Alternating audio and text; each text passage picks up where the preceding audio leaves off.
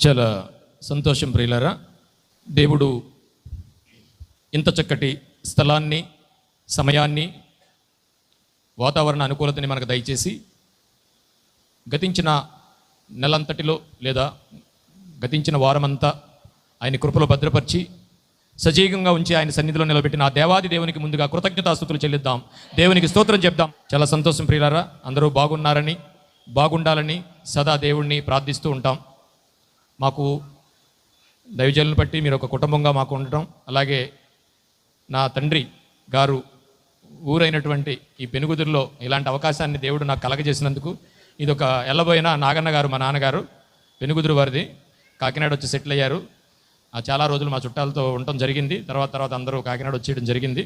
ఒక పెద్ద ప్రణాళికగా కిషాపరాయ్ గారి ద్వారా మళ్ళా మా ఊరు లేదా పెనుగుదురు అనే కుటుంబాలతో కలవడానికి దేవుడు చూసిన కృపకై మరొకసారి కృతజ్ఞతాస్తుతులు చెల్లిస్తున్నాను ప్రియులారా. దేవునికి స్తోత్రం.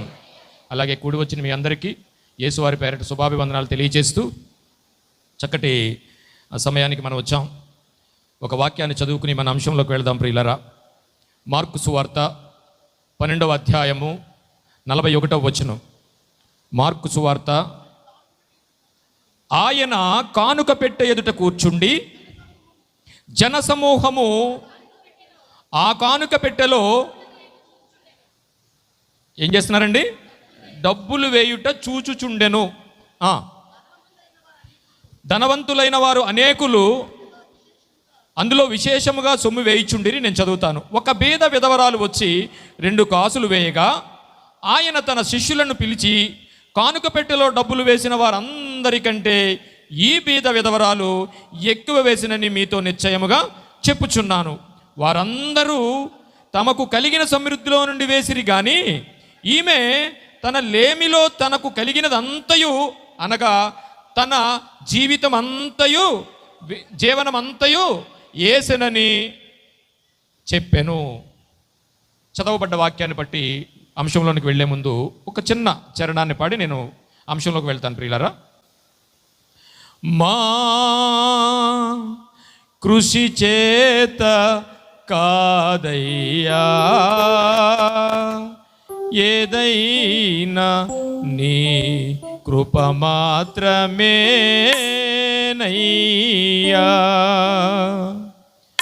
మా కృషి చేత కాదయ్యా ఏదైనా నీ కృప మాత్రమేనయ్యా.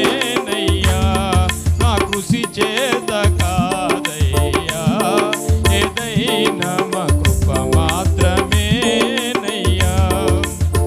కార్యము సఫలము చేసే నీకు, కార్యము సఫలము చేసే నీకు మహిమ ఘనత యుగములకు.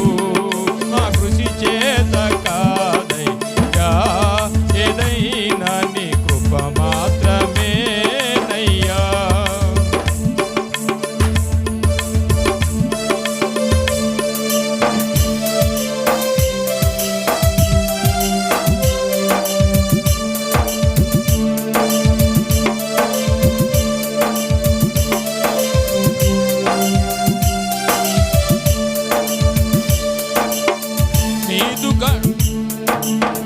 నీదు కటాక్షము చూపకపోయినా జీవముతో ఇలా బ్రతుకుట సాధ్యమా?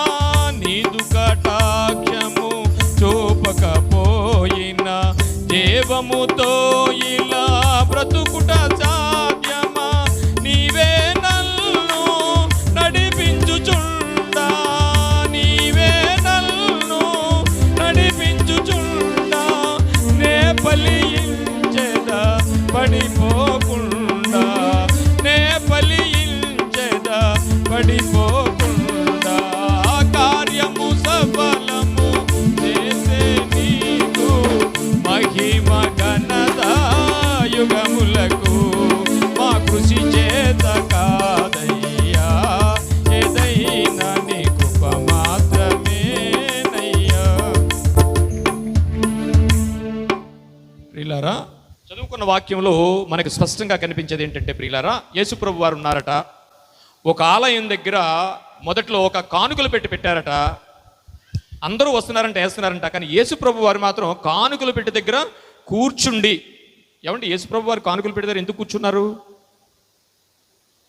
కానీ కూర్చున్నారట. ఆయన ఏం చేయాలనుకుంటున్నారు, ఏం చెప్పాలనుకుంటున్నారు అనేది మనం ఆలోచించగలిగితే వాక్యంలో మనకి ఏం కనిపిస్తుందంటే, శిష్యులందరినీ పిలిచి చెప్తున్నాడు, ఇగో ఒక పేద విధవరాలు 2 కాసులు వేయగా ఆయన తన శిష్యులను పిలిచి కానుక పెట్టెలో డబ్బులు వేసిన వారందరికంటే, కానుకలు వేస్తే చూస్తున్నారట, అక్కడ కూర్చున్నారట, ఎవరెంత వేస్తున్నారో చక్కగా చూస్తున్నారట, శిష్యులను పిలిచారట. ఈ శిష్యులను పిలిచి శిష్యులకి ఏం చెప్పాలనుకుంటున్నారు? చాలా చిన్న విషయం కదా, మనం ఎన్నోసార్లు చదువుకున్నాం. ఈ విషయం ఎవరికైనా తెలియని విషయం ఉందండి? పేద విధవరాలు 2 కాసులు వేసిందనే విషయం తెలియని వాళ్ళు ఎవరైనా ఉన్నారా? అందరికీ తెలుసు, అందరూ చదువుకున్నాం. కానీ ఈ వాక్యాన్ని బట్టి తన శిష్యులకి ఏం చెప్పాలనుకుని ఆ కానుకలు పెట్టి దగ్గర కూర్చుని శిష్యులను పిలిచి చెప్తున్నారు, లేదా వాళ్ళకి ఏం చెప్పాలనుకున్నారో, ఈరోజు మనకి ఆయన ఏం తెలియజేయాలనుకున్నారో మనం ఆలోచించాలి ప్రియులారా. ఎందుకంటే యేసుప్రభు వారు వేస్తున్న ఆయన 33.5 సంవత్సరాలలో ఆయన వేసిన ప్రతి అడుగు వెనుక, మాట్లాడిన ప్రతి మాట వెనక, చేసిన ప్రతి క్రియ వెనక ఒక ఆత్మీయమైన సత్యం కనిపిస్తుంది. అది మన జీవితాలను పరమునకు నడిపించే మార్గంగా కనిపిస్తూ ఉంటుంది ప్రియులారా. ఆయన ఒక్క మాట అక్షరం కూడా ఇప్పుడు పొల్లిపోలేదండి. ఎందుకంటే బైబిల్ చెప్తుంది, వాక్యం చెప్తుంది, ఈ మాటలు ఏమిటట? పుటము పెట్టినవటండి. ఎన్నిసార్లు పుటం పెట్టారట? సాధారణంగా బంగారం ఎన్నిసార్లు పుటం పెడతారు తెలుసా మీకు? మనం చేసే వస్తువుల్ని 3 సార్లు పెడతారండి. 3 సార్లు చాలా ఎక్కువ అన్నమాట. కానీ ఈ వాక్యాల్ని 7 సార్లు పుటం పెట్టారట. అందుకని యేసుప్రభు వారు మాట్లాడుతున్న ప్రతి మాట వెనుక కూడా భూమి మీద మనుషులమైన మనకు ఆయన యొద్దకు చేసే, పరమునకు చేర్చే చక్కటి మాటలుగా మనకు కనిపిస్తూ ఉంటాయి. ఏం చెప్పాలనుకుంటున్నారు ఈ విధవరాలు వేసిన 2 కాసుల గురించి?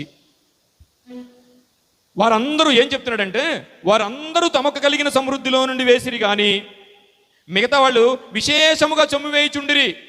విశేషం అంటే ఒకరిని మించి ఒకరు. ఈ ఒకరిని మించి ఒకరు వేసే దాంట్లో ఒక విషయం దాక్కుని ఉంటుంది. సందాలు చదివిస్తూ ఉంటాం బయట లోకంలో. నువ్వు ఎంత ఇచ్చావు అని అడుగుతాడు. నేను 1000 రూపాయలు ఇచ్చానంటే ఈయన వెళ్ళి 1000 ఇస్తాడు అనుకుంటున్నారా? చెప్పండి, ఎంత ఇస్తాడు? నీ ముందు ఆయన 1000 ఇస్తే ఎంత ఇస్తారు? 1100 ఇస్తాడు ఈయన. ఎందుకు అనుకుంటున్నారు? విశేషముగా ఆయనకంటే మనం ఎక్కువ ఇవ్వాలి. ఇవన్నీ ఎవరిస్తున్నారంటే విశేషంగా వారుకు కలిగిన దానిలో నుంచి. జాగ్రత్తగా ఆలోచించాలి. 1,00,000 రూపాయల లాభం వచ్చింది, అందులో కొంత ఇస్తున్నాడు ఆయన. ఇంకొకరు 1 కోటి రూపాయలు వచ్చింది, అందులో ఇస్తున్నారు. కానీ ఈవిడేంటి? వారందరూ తమకు కలిగిన సమృద్ధిలో నుండి వేసిరి కానీ ఈమె తన లేమిలో తనకు కలిగినదంతయు, ఇంకేం లేదంట. కానీ 2 కాసులు ఉన్నాయి, 1 కాసు ఉంచుకోవచ్చుగా. రేపేంటి పరిస్థితి? రేపటికి దాచుకోవచ్చు కదా. ఎందుకు అలాగేస్తుంది ఆవిడ? ఈ విషయాన్ని దేవుడు ఆ రోజు శిష్యులకి ఆలయంలో చెప్తున్నాడు. ఈ రోజు మనందరికీ వినడానికి ఏమో గ్రంథంలో గ్రంథస్థం చేయించాడు. ఎందుకని? ఈ 2 కాసులు వెనక ఒకవేళ మనం రాసుకుంటే ఈరోజు మన అంశం ఏంటంటే, పేద విధవరాలు 2 కాసుల వెనక రహస్యం ఏంటి? ఏమి రహస్యాన్ని మనకు చెప్పాలనుకున్నాడు, ఏం మర్మాన్ని మనకి బోధించాలనుకుంటున్నాడు అనే విషయాన్ని మనం ఆలోచిస్తే ప్రియులారా, కింద మాట్లాడుతున్నాడు, అనగా ఈమె తన లేమిలో తనకు కలిగినదంతయు, అనగా తన జీవనం అంతయు వేసెనని చెప్పెను. జీవితం అంతా వేసిందంటండి ఆవిడ. మీకు తెలిసిందో లేదో, తిరుపతిలో ఒక న్యూస్ వచ్చింది, గుర్తుందో లేదో మీకు? బహుశా మీ వరకు వచ్చి ఉండదు. 1 కోటి రూపాయలని ఒక కన్నం కలిపి అందులో వేసాడట, హుండీలో. ఎందుకంటే ఆయనకి ఏదో టార్గెట్ ఉంది, అయిపోయింది పని, ఇంకా అక్కడతో అయిపోయింది, ఇంకేం లేదు, వేసాడనమాట. సో అలాగా విశేషమైన కానుకలు వేస్తున్నారట. ఈ పేద విధవరాలు మాత్రం చక్కగా తీసుకొచ్చి 2 కాసులు అందులో వేసేసిందంట. మరి ఈయనకి ఎలా కనిపించింది? బహుశా నేను అనుకుంటున్నాను సౌండ్ వచ్చి ఉంటుందేమో అనుకుంటున్నాను. టింగ్ టింగ్ అని సౌండ్ వచ్చిందేమో, ఒక 2 కాసులు వేసినట్టుగా కనిపించాడు. కానీ ఆయన అనంత జ్ఞాని కదా, ఏమండి? అనంత జ్ఞాని కనుక, ఆయనకి సమస్తం ఎరుగును కనుక, ఏదో ఈ కాలంలో ఉన్న మనకి, ఆ కాలంలో ఉన్న శిష్యులకి ఆయన చెప్పాలనుకున్నాడు కనుక చెప్పే దాని గురించి ఈ విషయాన్ని చెప్తున్నాడు అనమాట. ఆ స్త్రీ వేసిన కానుకల గురించి మాట్లాడుతూ, అసలు మనం ధ్యానించాలనుకుంటే యేసుప్రభు వారు 2 కాసుల గురించి మాట్లాడుతూ, అసలు ఈ కానుకలు పెట్టిదారు ఆయన ఎందుకు కూర్చున్నాడు, అసలు ఆలయంలో కానుకలు పెట్టి ఉంటుందా, ఉంటే ఎవరు పెట్టారు, ఎప్పుడు పెట్టారు, ఎక్కడ నుంచి ఈ ఆచారం లేదా ఈ సాంప్రదాయం ఆలయంలో కానుకలు పెట్టే విశేషమైన కానుకలు వేసే పెట్టి ఎందుకు పెట్టారు అనేది ఒక్కడుగు ముందు వేసి మనం వెళ్ళగలిగితే 2వ రాజుల గ్రంథము 12వ అధ్యాయము 9వ వచనం చదువుకుందాం ప్రియులారా. అంతటా యాజకుడైన యెహోయాదా ఒక పెట్టెను తెచ్చి దాని మూతకు బెజ్జము వేసి నుంచగా ద్రవ్యమంతయు అందులో వేసిరి. ఈ కాలం ఎవరిదంటే యెహోషువ గారు కాలంలో జరిగిన ఒక విషయాన్ని మనం 2వ రాజుల గ్రంథంలో కనిపిస్తూ ఉంది. వీరు ఎందుకు పెట్టారు ఇక్కడని ఆలోచిస్తే మనకి జరిగిన విషయం ఏంటంటే, ఇందులో గమనించండి, ఇది ఈ కానుకల పెట్టెలో వేసేది దశమ భాగము కాదు. ముఖ్యంగా మనకు అది తెలియాలి. కానుకల పెట్టెలో వేసేది దశమ భాగము కాదు. దాని నుంచి ద్వారము కాయు యాజకులు యెహోవా మందిరంలోనికి వచ్చి ద్రవ్యమంతము అందులో వేయిచుండిరి. ఆ రోజున ధర్మశాస్త్రం లేతే మోషే గారు దీని ద్వారా వచ్చిన దశమ భాగం ఉంది, కానీ ఇది దశమ భాగం కాదు. దశమ భాగానికి దీనికి ఎలాంటి సంబంధం లేదు. ఇది వేరు, అది వేరు. ప్రియులారా, ఏ సందర్భంలో వీళ్ళు కానుకలు పెట్టి ఇక్కడ పెట్టాలనుకున్నారు అనేది మనం ఆలోచించగలిగితే, మీకు అందరికీ తెలుసు, యెజ్బేల్ గారు తెలుసు కదా. యెజ్బేల్ గారు తెలుసా?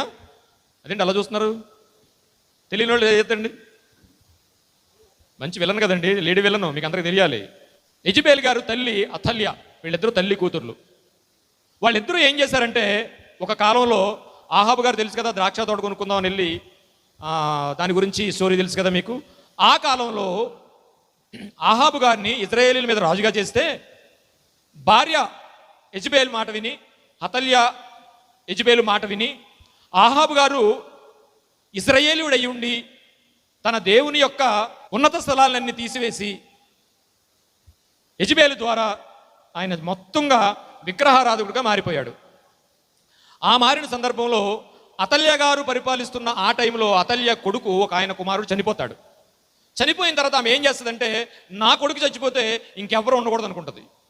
ఎందుకంటే ఇంకెవరైనా వచ్చి రాజ్య పరిపాలన చేస్తారు, చేస్తే నేను చేయాలి, నా కొడుకు చేయాలని మొత్తం ఏం చేసింది ఆవిడ, రాజకుమారులందరినీ వధించేసింది. చూడండి ఒకసారి 2వ రాజుల గ్రంథము 11వ అధ్యాయం 1వ వచనం. అహజ్యా తల్లి అయిన అతల్య తన కుమారుడు మృతి పొందెనని తెలుసుకుని లేచి రాజకుమారులందరినీ నాశనము చేసిన. చూసారండి, చేస్తే నేను చేయాలి, లేకపోతే నా కొడుకు చేయాలి, ఇంకెవ్వరు ఉండకూడదని మొత్తం అందరిని చంపించేసింది. ఒక రాణి ఉంది, ఆయన కుమారుడు చచ్చిపోయాడు, ఇంకెవరో చేయకూడదు అనుకుంది, చంపించేసింది. ఈ సందర్భంలో ఏం జరిగిందంటే, 2వ వచనం చూద్దాం చూడండి. రాజైన యెహోరాము కుమార్తెయును అహజ్యా కుమారుడైన యోవాష్ అనే ఒక బాలుణ్ణి, యోవాష్ అనే ఒక కుమారుణ్ణి హతమైన రాజకుమారులతో కూడా చంపబడకుండా పెట్టెను కనుక ఆ కుమారుడు ఒక్కడు బ్రతికెను. అది ఎవరి ద్వారా జరిగిందంటే, మొదట మనం చదువుకున్న 12వ అధ్యాయం 9వ వచనంలో యెహోయాదా అనే ఒక యాజకుని యొక్క మేనల్లుడే యోవాష్ గారు. సో ఇతను రక్షించబడ్డాడు, వాళ్ళ తరం మారిపోయింది. సో వీళ్ళు చేసిన ఆ పరిస్థితికి ఆ రాజ్యం అంతా ఇతను పాలించే టైంకి వచ్చేటప్పటికి ఏమైందంటే, కంప్లీట్ విగ్రహారాధనతో ఉండిపోయిందన్నమాట. అందుకే మనం 12వ అధ్యాయం 1వ వచనం మనం చూసినట్లయితే 2వ రాజుల గ్రంథం, అంటే మేనమామ చక్కగా పోషించి అతను తీసుకొచ్చాడు కనుక ఈ రాజుగారికి యెహోవాషు గారికి ఒక అభిమానం ఉంది, ఒక కృతజ్ఞత ఉంది. దేవుడు తన రక్షించినందుకు దేవునికి ఏం చేయాలనుకున్నాడంటే, ఈ ఆలయాలు, పడిపోయిన ఆలయాలన్నింటినీ, వాళ్ళు తీసేసిన ఆలయాలన్నింటినీ పునర్నిర్మాణం చేయాలనుకున్నాడు.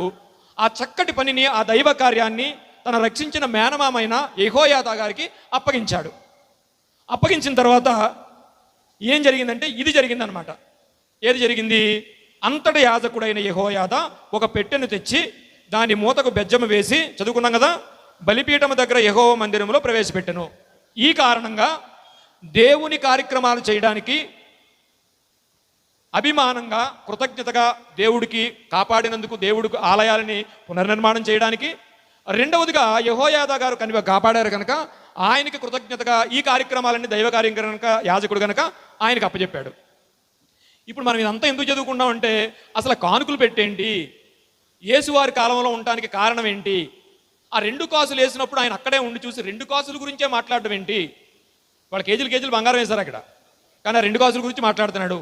ఏమి నేర్చుకోవాలి ఇందులో అనే విషయం గురించి మన ఆత్మీయ సత్యాన్ని వెతుక్కుంటూ మనం ఎదురుకెళ్తున్నాం ప్రియులారా.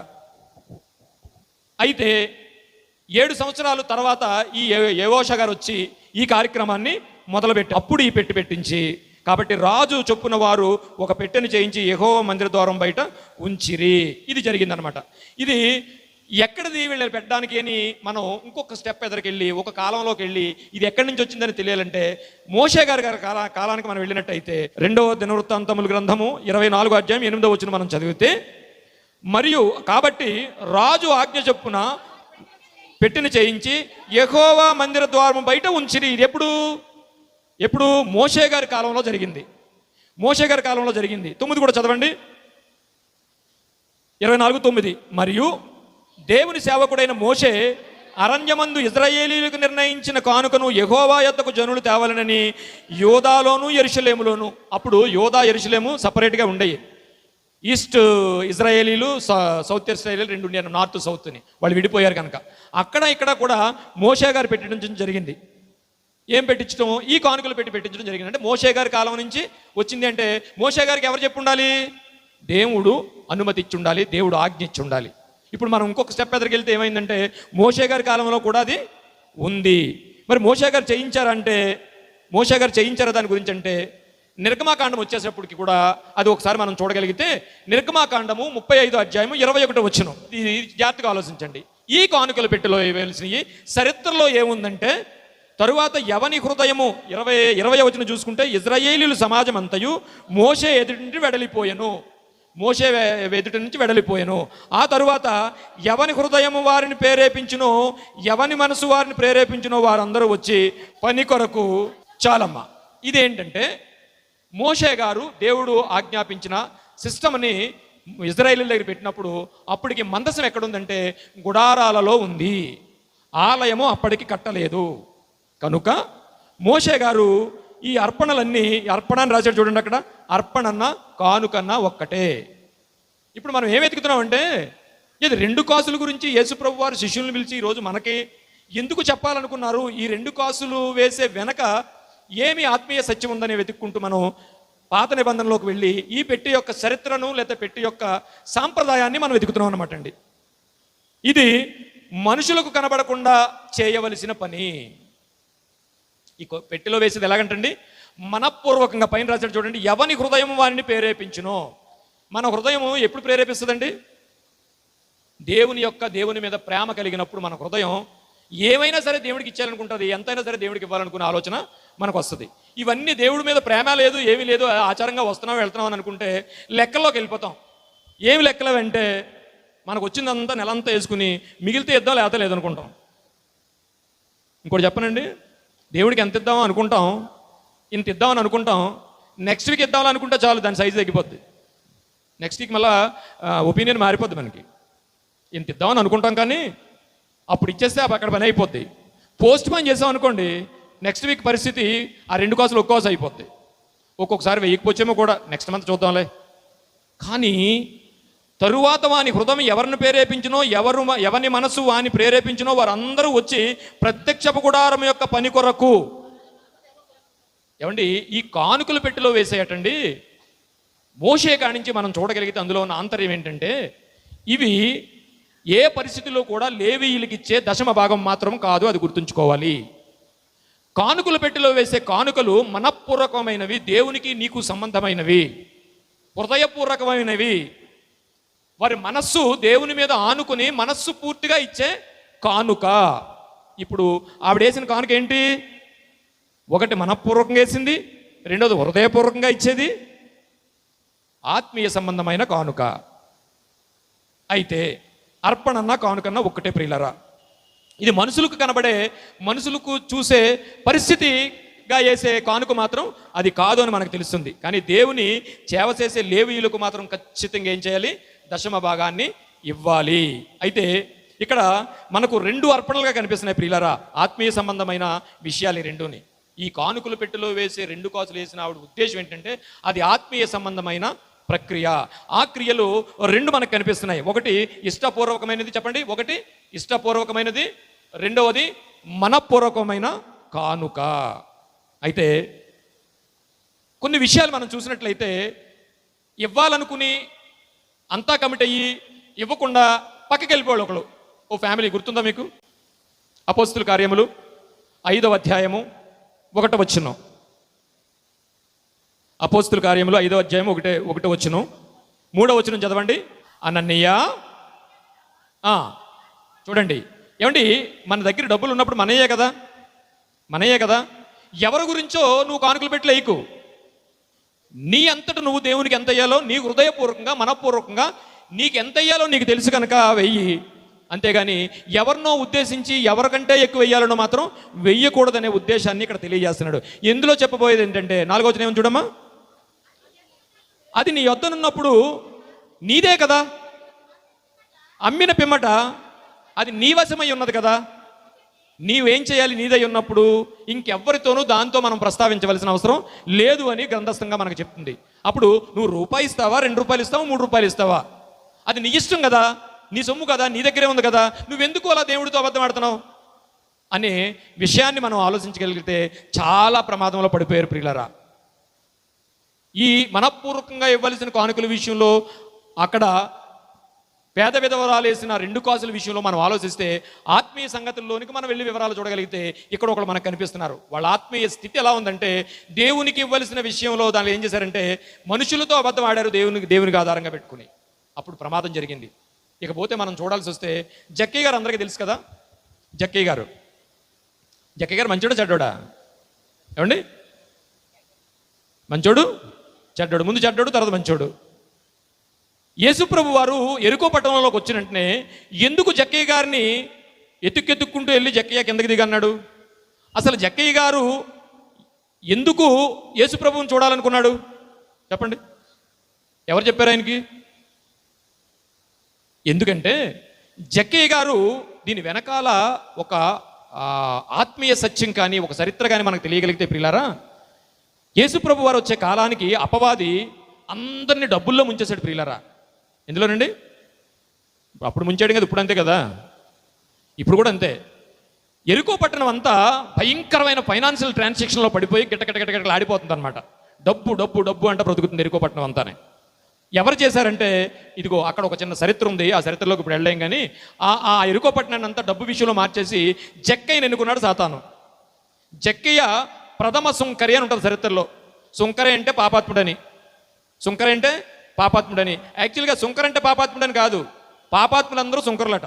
సుంకర్ అంటే ట్యాక్స్ వసూలు చేసేవాడు, ట్యాక్స్ కలెక్టర్స్. ఈ యెరికో పట్టణానికి అంతటికీ కూడా ఫస్ట్ గుత్తదారుడు అంటే అతనే పాడుకున్నాడు అదంతానే. సో పాడుకుని అతను ఇష్టం వచ్చినట్టు తీసుకుంటున్నాడు. అందుకని ఇటు రోమా ప్రభుత్వం వాళ్ళు కలెక్షన్ వస్తుంది కదా అని, ఎలాగైతే బతికినాయి మనకు డబ్బులు వస్తున్నాయి కదా అని అనుకుని వీడు పాపాత్ముడని రోమా ప్రభుత్వం అనుకుంటుంది. రెండవది, ఈ సుంకరితో ఉన్న సుంకరి యూదుడే. ఈ యూదులందరూ కలిపి ఏం చేస్తున్నారు? సుంకరిని పాపాత్ములను చేశాడు. అంటే సుంకరులందరూ పాపాత్ములతో లెక్క అనమాట. ఇప్పుడు ప్రథమ పాపి యెరికో పట్టణంలో యేసుప్రభు వారు యెరికో పట్టణంలోకి ఎంటర్ అయ్యేవాడికి ప్రథమ పాపి ఎవరంటే జక్కయ్య. ఈ జక్కయ్య దగ్గరికి యేసుప్రభు వారు ఎందుకు వచ్చారనేది మనం ఆలోచించగలిగితే ఇదిగో అక్కడ కొట్టాలనుకున్నాడు. ముందు ఫైనాన్షియల్ ట్రాన్సాక్షన్ అంతా, కరప్షన్ జరుగుతున్నదంతా జక్కయ్య దగ్గరే. అతను ప్రథమ సుంకరి. యేసుప్రభు వారు ముందు ఈ యెరికో పట్టణంలో ఉన్నదని అపవాదిని కట్ చేయాలనుకుంటే, అపవాది ముళ్ళు విరవాలి అనుకుంటే ముందు ఏం చేయాలనుకున్నాడు అంటే యేసుప్రభు వారు ఎక్కడైతే ఫైనాన్స్తో కొట్టాడో ఆ ఫైనాన్స్ని కట్ చేయాలనుకున్నాడు. అందుకని జక్కయ్య దగ్గరికి వచ్చాడు. సో ఈ జక్కయ్యకి ఎలా తెలిసింది ఈ విషయం? జక్కయ్య ఏమన్నాడండి? జక్కయ్య కిందకి రా అన్నాడు. వచ్చేసి ఏం చేశాడు అంటే ఏమైనా అడిగాడు డబ్బులు ఇచ్చేమని. వచ్చినంటే దిగిన వెంటనే జక్కయ్య ఏమన్నాడండి? ప్రభువా, నాకు ఉన్నదంతా పేదలకి ఇచ్చేస్తున్నాను అన్నాడు. ఎందుకని? ఏమర్థమైంది? ఏమన్నా మంత్రం వేశాడు కింద నుంచి యేసుప్రభు వారు ఆయనకి? ఎందుకు? అదేనా ఉంటుంది అక్కడ, చదవండి. లూకా సువార్త 19వ అధ్యాయం 7వ వచనం చదవమ్మా. జక్కయ్య నిలవబడి ప్రభువా, చాలమ్మా. అక్కడ ఏమన్నా అడిగినట్టుందా? ఏం అడగలేదు. ఎందుకని జక్కయ్య అంత వెంటనే ఇచ్చాడంటే, జక్కయ్య గారి దగ్గర పనిచేసే ఆయన పేరు ఏంటో తెలుసా మీకు? మత్తయ్య. మత్తయ్య గారిని ఒక ఆయన ఉన్నారు కదా మనకి అపోస్తుల్లో ఒకళ్ళు. ఆ మత్తయ్య గారి పేరు లేవి.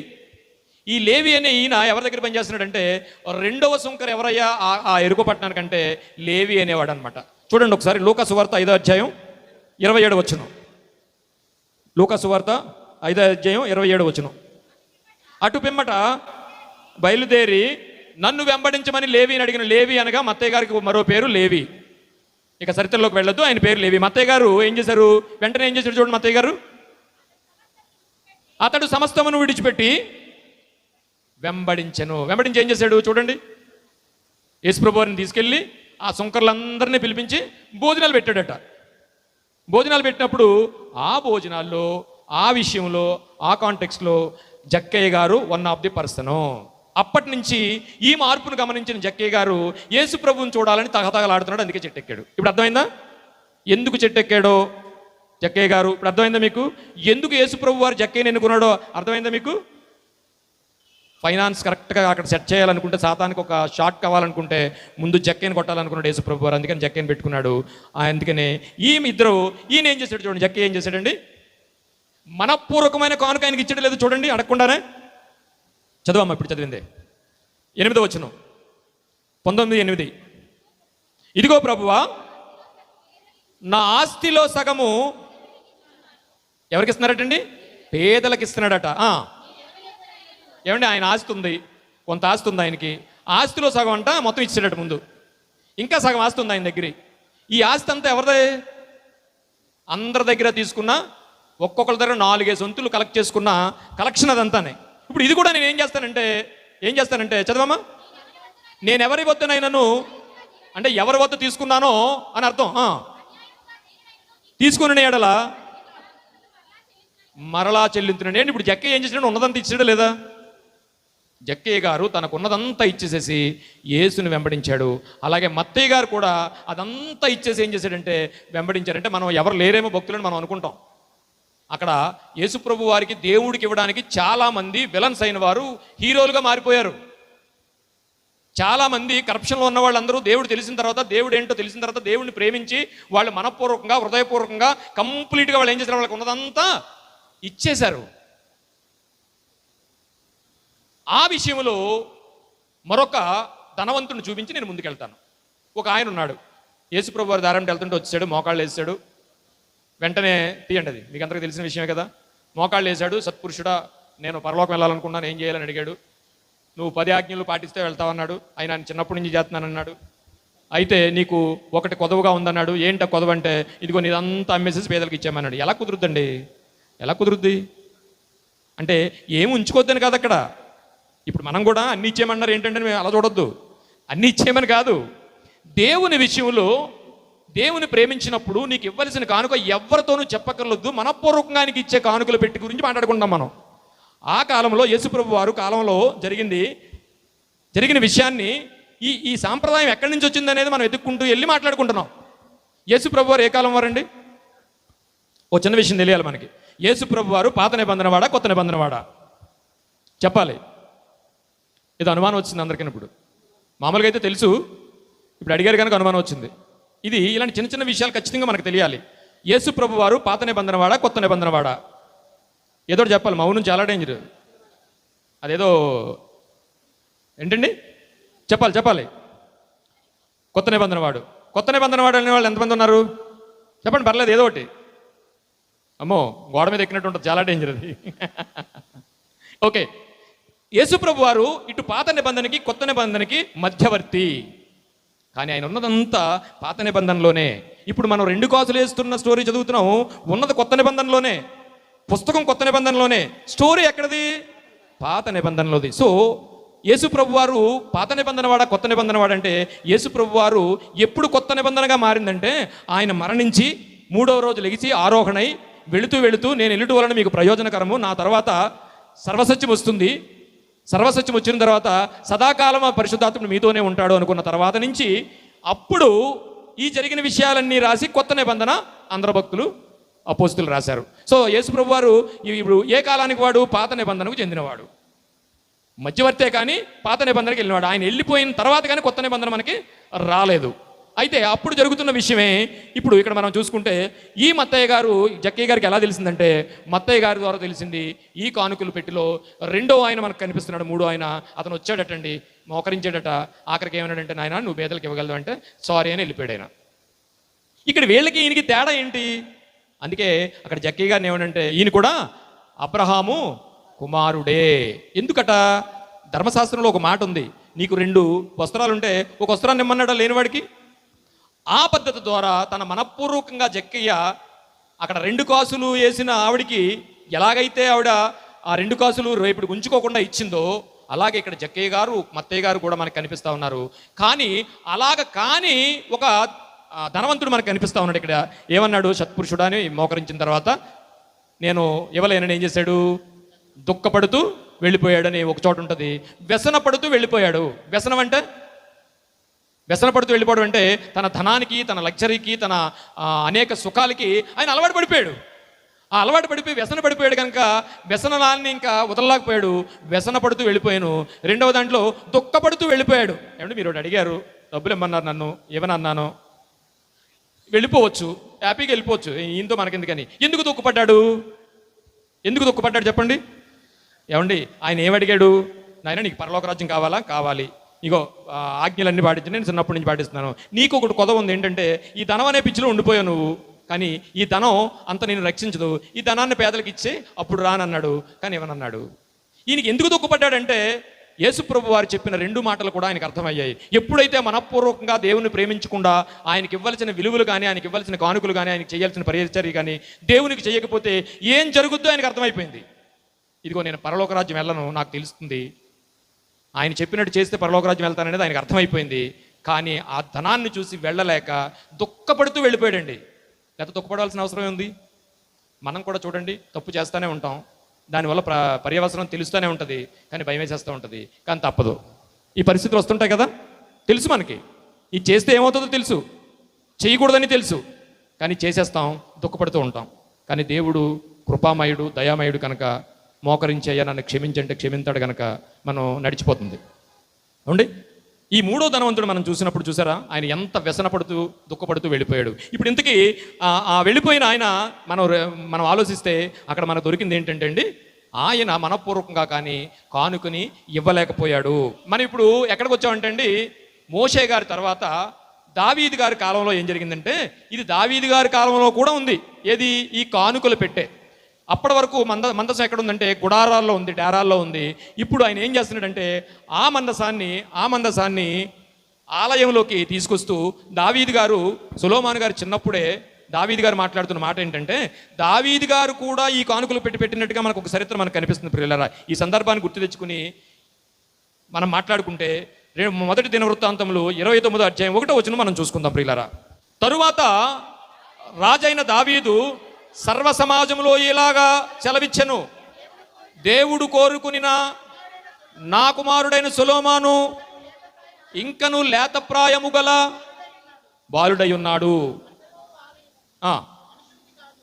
కట్టబోవు ఆలయం అంటే ఆలయములో ఉన్న కానుకలు పెట్టి విషయంలో, కానుకల పెట్టిలో వేసే కానుకలు ఎవరిదంట? ఆలయం యొక్క పునర్నిర్మాణానికి, ఆలయంలో జరగబోయే కార్యక్రమాలకి, ఆలయంలో జరుగుతున్న, ఇప్పుడు చూడండి చాలా చర్చిల్లో ఉండకపోవచ్చు కానీ మీ ఆలయంలో ఒక చాలా ఖర్చుతో కూడిన విషయం జరుగుతూ ఉంటుంది. ప్రతి సోమవారం కూడా జరుగుద్ది. ఏంటి? సేవకుల అభిషేకం. నేను అనుకుంటాను మరి దేవుడు ఏ ప్రేరేపణతో చేశారో ఇంత అవసరం అంటే అని అనుకుంటాను. ఎందుకంటే ఇక అందరూ ఉన్నారు ఇక్కడ, భోజనాలు ఉండేవాళ్ళు, భోజనాలు, తర్వాత ఇక వాళ్ళకి టీలు, ఇంకా ఖర్చులు మామూలు ఖర్చులు కాదనమాట.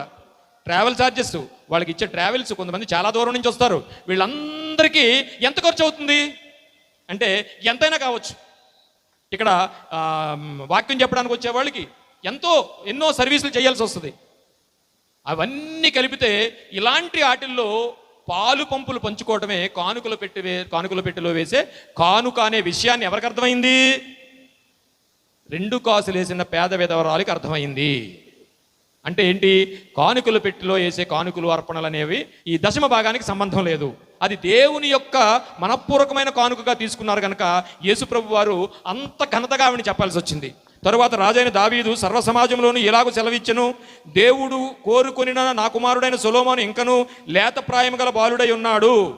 ఇక్కడ చూడండి, ఆలయానికి సంబంధించి కట్టబోవు ఆలయము మనుషునికి కాదు, దేవుడినై యెహోవాకే కనుక ఈ పని బహు గొప్పది.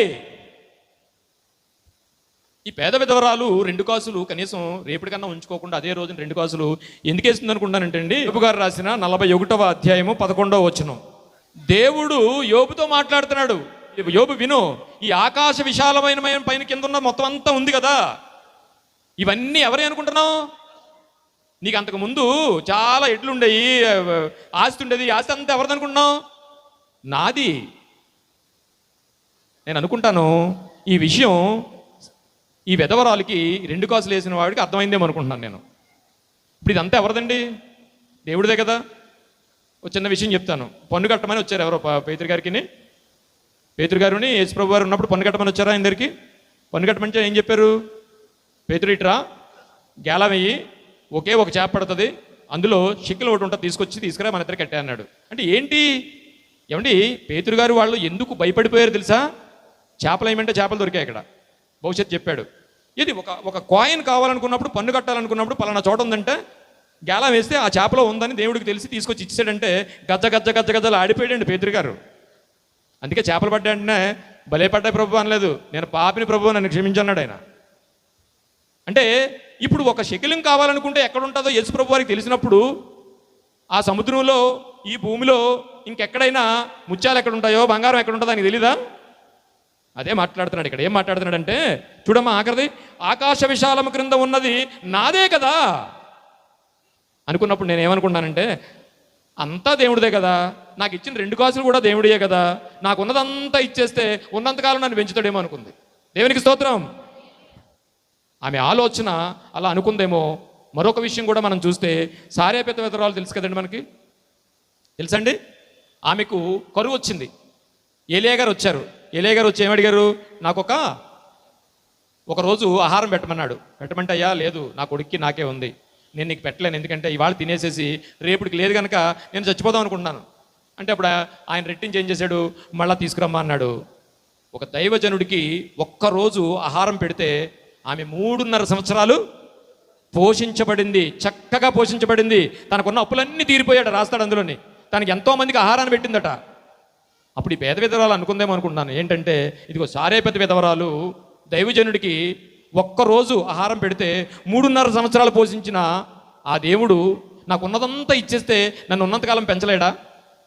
మనపూర్వకమైన కానుకతో ఆవిడ ఇవ్వడం జరిగింది ప్రియులారా. అని చూడమ్మా, దినవృత్తాంతాల గ్రంథంలో 29:9 వాళ్ళు ఇంకెలా తెచ్చారో చూడండి కానుకల్ని. వారు పూర్ణ మనస్సుతో యెహోవాకు ఇచ్చి ఉండిరి గనుక వారు అలాగు మనపూర్వకంగా ఇచ్చినందుకు జనులు సంతోషించుచుండిరి. ఇవన్నీ ఎందుకు మాట్లాడుతున్నానంటే, కానుకల పెట్టిలో పూర్వం నుంచి, మోషే గారి కాలం నుంచి ఇప్పటి వరకు, యేసుప్రభు వారి కాలం వరకు ఏమేమి జరిగాయి ఈ కానుకలు పెట్టే విషయంలో గురించి మాట్లాడుకుంటూ మనం వచ్చాం ప్రియులారా. ఆఖరిగా మనం చూసుకున్నట్లయితే ఇక్కడ కానుకల పెట్టిలో వేసిన కానుకల వెనుక 2 ఆత్మీయ విషయాలు మనకు స్పష్టంగా కనిపిస్తున్నాయి ప్రియులారా. ఒకటి, పూర్ణ మనసుతో నీ కానుకను దేవుడికి ఇవ్వాలి, అది కానుకల పెట్టిలోకి వెళ్లాల్సింది. రెండవదిగా మనపూర్వకంగా. ఈ రెండిటి వెనక ఒక బలమైన విశ్వాసం ఆ విధవరాలికి మనకు కనిపిస్తుంది ప్రియులారా. ఆ విషయాన్ని మనం చూసినట్లయితే దావీదు గారు ఏం మాట్లాడుతున్నారో చూసినట్లయితే ప్రియులారా, దినవృత్తాంతాల గ్రంథము 29:17 కూడా ఒకసారి చదవండి. ఏమండి, ఆవిడికి ఎవ్వరూ కనిపించలేదండి, దేవుడే కనిపిస్తున్నాడు, అందులో ఉన్నదంతా వేసేయాలనుకుంది. ఎలాగంటే ఇదిగో చూడండి, ఈయన మాట్లాడుతున్నా, నా దేవా నీవు హృదయ పరిశోధన చేయించు, యథార్థవంతుల యందు ఇష్టపడుచున్నావని నేనెరుగుదును. ఏమండి, ఇందులో మనకు చూసినట్లయితే ఈ విషయంలో 2 కాసులు వేసిన పేద విధవరాలి పరిస్థితి మనకు కనిపిస్తూ ఉంది. ఆవిడ ఏమనుకుంది? ఆయన చూస్తున్నాడు నేను వేసేది, ఎవరితోని దీనికి సంబంధం లేదు, ఇవన్నీ ఇచ్చేసినా నన్ను ఆయన కాపాడతాడు అనుకుంది. దేవా నీ హృదయ పరిశోధన చేయించు, యథార్థవంతులైంది ఇష్టపడుచున్నావని నేను ఎరుగుదును. నేనైతే యథార్థ హృదయం గలవాడనై ఇవన్నీ మనపూర్వకంగా ఇచ్చి ఉన్నాను. దేవునికి స్తోత్రం. సారేపతి విధవరాలు వేసిన 2 కాసులు వెనక రహస్యం ఏంటంటే ఇదిగోనండి, మనపూర్వకంగా ఆవిడ వేసింది. ఆవిడ ఒక విశ్వాసంలోనికి వెళ్ళిపోయి మనకు కనిపిస్తుంది. అదే దావీదు గారు మనపూర్వకంగా ఇచ్చి ఉన్నాను, ఇప్పుడు ఇక్కడ నుండి నీ జనులను నీకు మనపూర్వకంగా ఇచ్చుట చూసి సంతోషించుచున్నాను. ఇది ఎప్పుడిచ్చారటండి ఇలాగ ఇంత మనపూర్వకంగా? దావీదు గారి కాలం నుంచి, మోషే గారి కాలం నుంచి మొదలు పెట్టుకుని ఈ కానుకలు పెట్టులో వేసే కానుకలు ఇక మనపూర్వకంగా ఇస్తున్నారని గ్రంథస్థం చేయబడింది. దావీదు గారు కూడా ఈ విషయం గురించి మాట్లాడుతున్నారు ప్రియులారా. అందుకే ఈ పేద విధవరాలు తన ముందున్న రేపు జరగబోయే విషయాన్ని అసలు పట్టించుకోలేదు. ఈరోజు నా దేవుడికి నేను ఇవ్వగలిగితే చాలనుకుంది. అవునండి, అందుకని ఆవిడ ఏం చేసిందంటే, పూర్వ సాంప్రదాయాలని అన్నీ తెలిసిన ఆవిడ, ఎన్నో విషయాలు తెలిసిన ఆవిడ ఏం చేసిందంటండి, తన కానుకల పెట్టెలో ఉన్నదంతా ఇచ్చేయడానికి చేసింది ప్రియులారా. అలాగే దేవుని విషయంలో మనపూర్వకంగా చేసే పరిచర్యలు కానీ, మనపూర్వకంగా ఇవ్వగలే కానుకలు కానీ దేవుడి విషయంలో ఆయన మాత్రమే చూస్తాడు అనేది ఒక అద్భుతమైన సంఘటన మనకి ఇక్కడ ఈ దావీదు గారు మనకు చెప్తున్నారు ప్రియులారా. ఒక స్త్రీని మనం చూసినట్లయితే ప్రియులారా, మనపూర్వకంగా తన సంఘములో ఆలయంలో మనకి పరిచర్య చేసినట్టుగా కనిపిస్తుంది. ఏమండి, చాలా విషయాల్లో ఇక్కడ యవనస్తులు ఉన్నారు, చాలామంది ఉన్నారు. ప్రతి మనిషికి దేవుడు ఒక తలాంత్ ఇస్తాడు. ఇప్పుడు నాకు ఒక తలాంత్ ఇచ్చాడు దేవుడు. ఏంటి? ఏదో మెడికల్గా పనిచేయడానికి, ఎవరికైనా అవసరం అయితే షుగర్లు చూడడానికి ఒక ల్యాబొరేటరీ ఉంది నాకు. ఇప్పుడు నేనేం చేయాలి? నేను మీ ఇక్కడ ఒకసారి క్యాంప్ పెట్టానా, గుర్తుందండి? క్యాంప్ పెట్టానా? అసలు ఎందుకు పెట్టాల్సి వచ్చిందంటే, మా చర్చిలో ఒక ఆవిడ వచ్చి సాక్ష్యం చెప్పింది. చాలా రోజులు చెప్పలేదు మీకు ఎప్పుడూని. ఒక చిన్న విషయం, ఒక 1 మినిటే సాక్ష్యం చెప్పింది. నాకు షుగర్ వచ్చేసిందని బొడబొడబొడబొడ ముందు ఏడిసింది, పావుగంట ఏడిసింది ఆవిడ. షుగర్ కొత్తగా వచ్చింది ఆవిడకి. షుగర్ అంటే ఏడో తెలియదు. షుగర్ వచ్చిన 4 రోజులకి షుగర్ వాళ్ళు చాలామంది, ఇప్పుడు చూడండి, మీకు షుగర్ రానని చెప్పి పర్లేదు, షుగర్ వచ్చిందనుకోండి మీకు అందరూ ఆళ్ళే కనిపిస్తారు. ఎక్కడికి వెళ్ళినా ఆళ్ళే కనిపిస్తారు. బస్ గారు హాస్పిటల్కి వెళ్ళారనుకోండి, అందరూ షుగర్ వచ్చిన వాళ్ళు ఉంటారు, ఎవరైనా ఆళ్ళే కనిపిస్తూ ఉంటారు. అప్పటి వరకు మనకు షుగర్ గురించి తెలియదు. షుగర్ ఎప్పుడైతే వచ్చిందో అందరూ ఆళ్ళే కనిపిస్తారు మనకి. మన ఫ్రెండ్స్ కూడా ఆళ్ళే ఉంటారు. మీకు వాకింగ్లు చేస్తుంటారు కదా, అక్కడ షుగర్ ఉన్న వాళ్ళంతా గ్యాంగ్ ఉంటుంది. వీళ్ళకి ఆళ్ళ కలవరు, వాళ్ళకి వీళ్ళ కలవరు. సో ఆవిడ సాక్ష్యం చెప్పింది. ఏం చెప్పిందంటే, నాకు షుగర్ వచ్చేసిందని పాపం ఆ బాధ వ్యక్తం చేసుకోలేక పిల్లలు ఏదో చూడలేదట. అందుకని అక్కడ షుగర్ హాస్పిటల్కి వెళ్ళేటప్పుడు భయపెట్టేశారు. నెలకి ఎంత అవుద్దని, షుగర్ చేయించుకోవడానికి ఎంత అవుద్దని, ఉదయం వెళ్ళాలని ఫాస్టింగ్లో, మళ్ళీ వచ్చి రెండోసారి రావాలని, ఇవన్నీ పెట్టేసేటప్పటికి ఎక్కడాడాలో తెలియలేదు. చచ్చుకొచ్చి మొత్తం పావుగంట ఏడిచేసింది సాక్ష్యం చెప్తాను.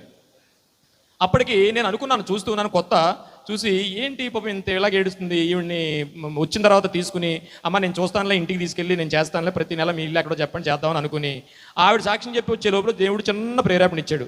అసలు ఇక్కడే నేను అందరికీ స్టార్ట్ చేస్తే పోతుంది కదా అనుకుని అప్పుడు స్టార్ట్ చేశానండి. ఒక వ్యక్తి గురించి, దేవునికి స్తోత్రం. ఒక విధవరాలు పెద్దావిడి, ఆవిడికి షుగర్ వచ్చిందని ఆ బాధ కలిగి ఏడుతూ ఉంటే, నాకు దేవుడిచ్చిన తలాంతిని యూజ్ చేసుకుంటే పోతుంది కదా అనుకుని ఆమెకి చేద్దాం అనుకుని నేనేం చేశాను, ఈమె కాదు ఈమెలాంటి వాళ్ళు చాలామంది ఉంటారు, ఇక్కడే పెడదాం అనుకుని అక్కడున్న పాస్ గారితో మాట్లాడేసేసి క్యాంప్ స్టార్ట్ చేశాను. అది 11/11/11 ఏంటండి 11వ తారీఖు 11వ నెల 11వ సంవత్సరంలో స్టార్ట్ చేశాను. అది ఏమండి, అప్పటి నుంచి ఇప్పటికి నేను ఇది ఎందుకు చెప్తున్నానంటే, ఇక్కడ యవనస్తులు ఉన్నారు, చాలామంది ఉన్నారు. నీకు తలాంత్ ఉంటుంది, దేవుడు నీ తలాంతును వాడుకోమంటాడు.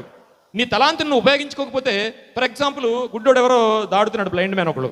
ఈ మధ్య ఏం చేస్తున్నారు తెలిసినండి, అలాంటివి చూసి ఆడు ఎలా దాడుతున్నాడు వీడియో తీస్తున్నారు. ఎలా దాడుతాడో చూద్దామని ఫేస్బుక్లో పెట్టడానికి ఈ వీడియోలు తీస్తున్నారు. కాదండి, నీకు కళ్ళు ఇచ్చాడంటే ఆ గుడ్డోడు నీకు ఎందుకు చూపించాడంటే, దేవుడు నీకు కళ్ళు ఉన్నాయరా అని చెప్పడానికి. అప్పుడు నువ్వేం చేయాలి? నీ తలాంతుని ఉపయోగించుకోవాలి, రోడ్డు దాటించాలి వెళ్ళి. పాపం 2 రకాలు ప్రియులారా, గుర్తుంచుకోండి. అకార్డింగ్ బైబిల్ చెప్తున్న పాపాలు 2 రకాలు, ప్రధానమైన 2 పిల్లర్స్ ఉన్నాయి. ఒకటి ఆజ్ఞాతిక్రమ పాపం, రెండవది అలా చేయగలిగినది చేయనెరిగి అలా చేయకపోవటమే పాపం. నీకు అనవసరంగా ఇచ్చాను కదరా ఈ తలాంత్ అంటాడు. సపోజ్ ఇక్కడ ఎవరైనా ఓ పెయింట్ పోయింది అనుకోండి, ఎక్కడో ఉంది పెయింట్ పోయింది, మన చర్చిలో పెయింట్ వేసే అతను ఉన్నాడు. వచ్చి అన్నీ ఏం చేయాలి తెలిసినా, అది నీ పని కనుక దేవుడు నీకు తలాంత్ ఇచ్చాడు కాబట్టి ఎవరికి చెప్పకుండా ఉండాలి. ఇంకోటి చెప్పనండి, దేవుడికి ఏ కార్యక్రమం చేయాలనుకున్నా, దేవుడి విషయంలో ఏ పరిచయం చేయాలనుకున్నా అసలు ఎవరికి తెలియకుండా చేస్తే మార్కులు ఎక్కువ పడతాయి. దేవునికి స్తోత్రం. ఇక్కడ కూడా స్త్రీలు నిజంగా ఎవరి పనాలు చేసుకుంటూ ఉంటారు, చక్కగా పనిచేస్తూ ఉంటారు. దేవుడు అమ్మ ఎవరిని వదిలిపెట్టడమ్మా, మీ పాస్ గారు వదిలిపెడతారు లేదో నాకు తెలియదు, కానీ దేవుడు మాత్రం వదిలిపెట్టాడు, ఆయన కూడా వదిలిపెట్టాడట. దేవుడు మనపూర్వకంగా ఇచ్చే పనిని, మనపూర్వకంగా చేసే పరిస్థితిని ఖచ్చితంగా దేవుడు ఏం చేస్తాడంటే, ప్రతి బాష్ప బిందువుని ఎక్కడ పడతానన్నాడు, తన బుడ్డిలో కవినిలో పడతానన్నాడు. ఒక్కడ కూడా వ్యర్థం కాదు. ఏ చిన్న పని దేవుడి విషయంలో చేసినా వ్యర్థం కాదు ప్రియులారా. ఎవరినో చూసి చేయకండి, ఎవరి గురించో చేయకండి, ఎవరో చూస్తారని చేయకండి, ఎవరికో కనబడాలని మాత్రం చేయకండి. కేవలం దేవుడు చూస్తాడని చేయండి. దేవుడు మాత్రం ఖచ్చితంగా వదలడు ప్రియులారా. ఎవరో చూస్తారని చేస్తే మాత్రం మార్కులు పూర్తిగా పడవు. నీకే తలాంత్ అయితే ఇక్కడ ఉందో, నువ్వు ఎలక్ట్రీషియన్ అనుకోండి, బల్బు మిల్క్ మంటుంది అనుకోండి, ఎవరికి చెప్పొద్దు. అందరూ అనుకోవాలి ఎవరు చేశారు ఈ పని అని. అవసరం అయితే ఎవరు చేశారో కూడా చేసినట్టు చెప్పుకో. సరదాకి వెళ్ళి పాస్ గారు చెప్పి నిన్న చేశాను సార్ అని, మార్కులు ఎక్కువ పడతాయి. దేవుడు అడిగేస్తాడండి, నీకు ఎందుకని అనవసరంగా తలంత ఇచ్చాను రా అంటాడు. ఒక స్త్రీ ఉంది, ఆ స్త్రీ ఏం చేసిందంటే, లూకా సువార్త 2:36 ఈ 2 విషయాలు మనం ఆలోచించాలి ప్రియులారా. మనపూర్వకంగా కానుక ఇవ్వడం ఒకటి, మనపూర్వకంగా సంఘంలో పరిచర్య ఒకటి. ఈ 2 దేవుడు ఇది కూడా ఉంచుకోడు ప్రియులారా. ఎందుకంటే దేవుడు అండి, ఇక్కడ ఎవరన్నా వృద్ధులు ఉన్నారేమో, ఎవరన్నా ఉన్నారేమో, నా కొడుకు చూడడానికి మీరు ఆలోచించాల్సిన అవసరం లేదు. ఆయన్ని ప్రేమించిన మీకు, మీ కొడుకు కాదు, ఇంకో 10 మంది కొడుకులు తీసుకొచ్చి నేను చూపించాడు. దేవునికి స్తోత్రం. ఆయన వదిలేడు ప్రియులారా. చూడండి ఒకసారి. మరియు ఆషేరు గోత్రికురాలును పనియేలు కుమార్తెనైన అన్న అని ఒక ప్రవక్తిని ఉండెను. ఆమె కన్యత్వము మొదలు 7 ఏండ్లు పెనిమిడితో సంసారము చేసి బహుకాలము గడిచినదై 84 సంవత్సరములు వెధవరాలై ఉండి దేవాలయం విడువక ఉపవాస ప్రార్థనతో రేయింబవళ్ళు చావ చేయుచుండెను. ఒక స్త్రీని మన ముందుంచాడు. ఆ స్త్రీ ఎంట 84 సంవత్సరాలు ఆలయంలో పరిచయం చేసిందటండి. ఆలయంలో పరిచర్య చేసిందట. ఇక్కడ మనకి డీటెయిల్స్ ఇవ్వలేదు. కన్యత్వము మొదలు అంటే పెళ్ళి అయిన తర్వాత 7 సంవత్సరాలు మాత్రమే భర్తతో ఉంది. ఆ తర్వాత భర్త చనిపోయాడు. భర్త చనిపోయిన తర్వాత 84 సంవత్సరాలు చర్చిలో పరిచర్య చేసిందటండి. ఆమె ప్రవక్తగా మారబడింది. ఆమె పేరుని బైబిల్ గ్రంథంలో లిఖితపరిచాడు దేవుడు. ప్రియులారా, ఎందుకు అనుకుంటున్నారు? మనపూర్వకంగా ఆవిడ పరిచర్య చేసింది కనుక.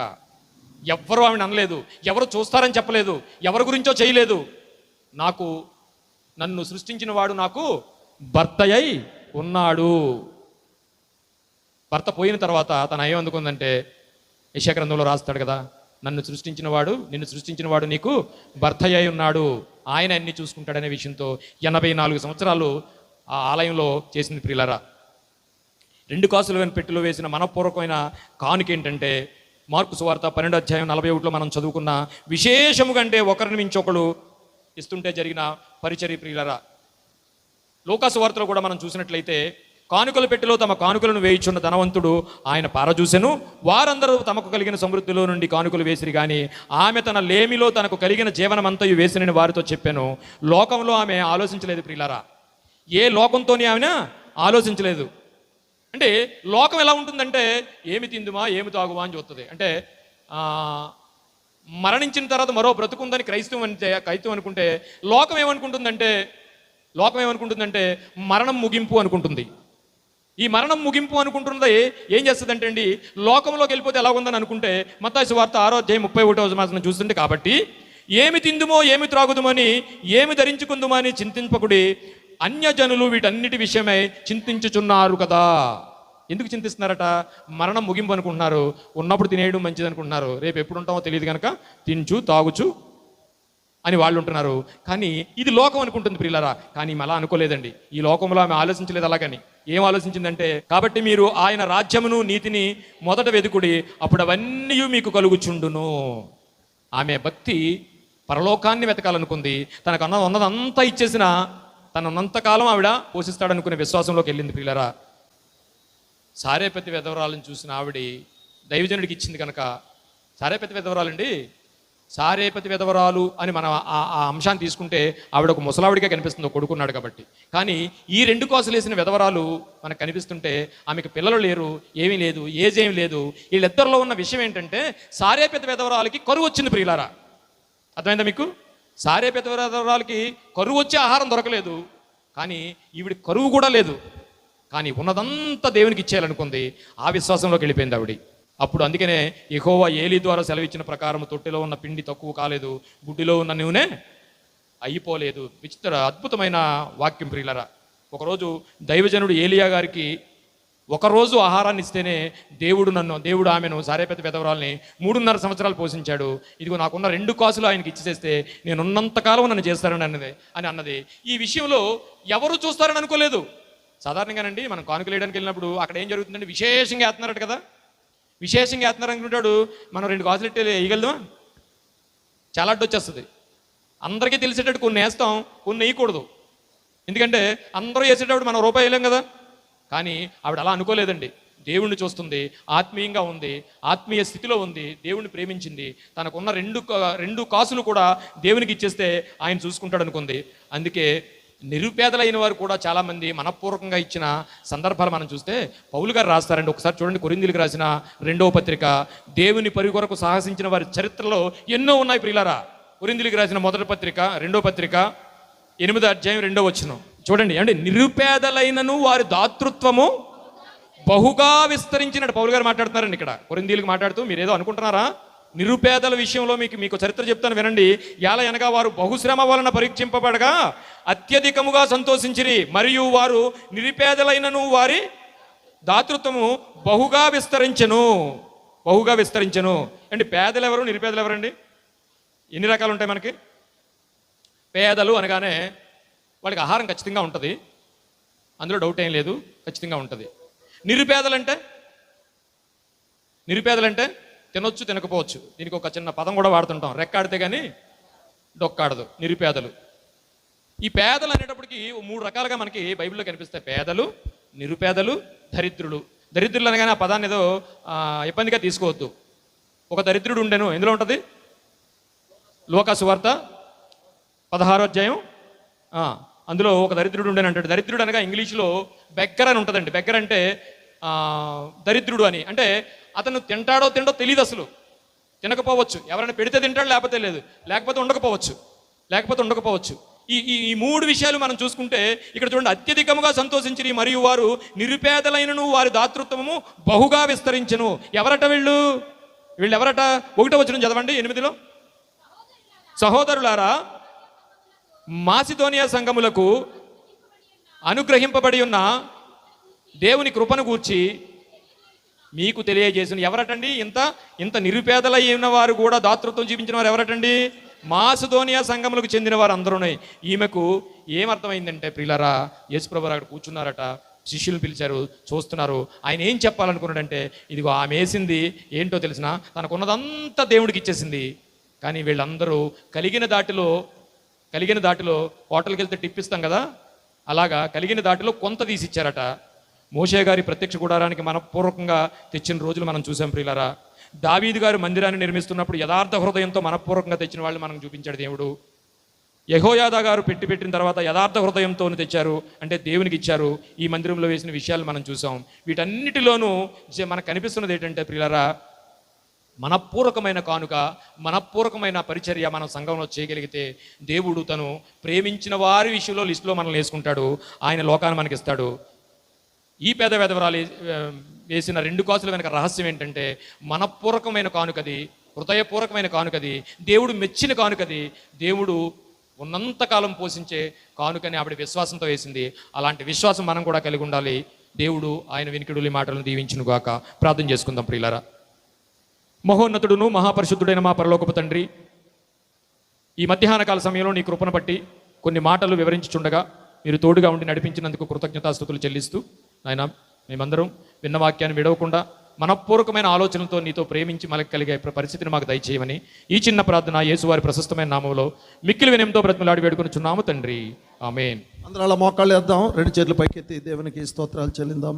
హల్లెలూయా, హల్లెలూయా, హల్లెలూయా. అందరూ కూడా మోకరించండి. 2 చేతులు పైకెత్తండి.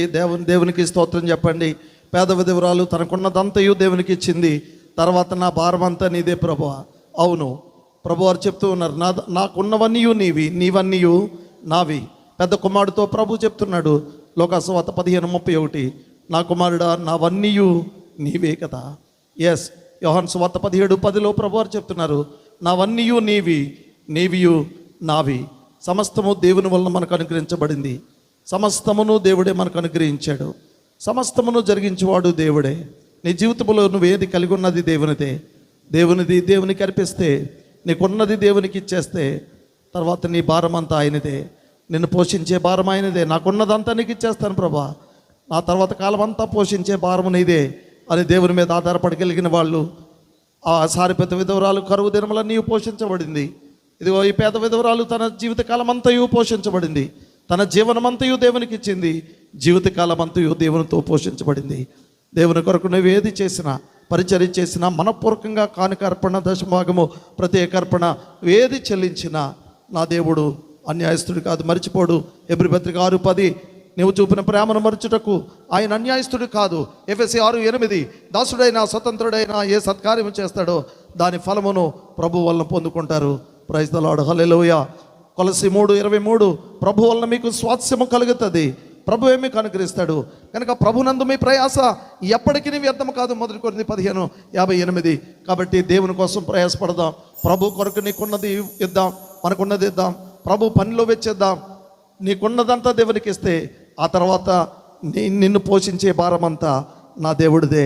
ఆయన మనం మర్చిపోయే దేవుడు కాదు, ఆయన అన్యాయస్తుడు కాదు. ప్రభా నీ మీద ఆధారపడుతున్నాను ప్రభా, నువ్వుంటే నాకు చాలయ్యా. నాకు ఎన్ని కష్టాలు వచ్చినా, బ్రతుకున్నావా మరి పగిలిపోయినా, కడలి పాలైనా, ప్రభా నువ్వుంటే చాలు ప్రభా, నీ మాటే నాకు చాలు ప్రభా, నీ మాట చాలయ్యా, నీ చూపు చాలయ్యా. దేవునితో ఒక మాట చెప్పండి. అందరూ నోరు తెచ్చి ప్రార్థన చేయాలి.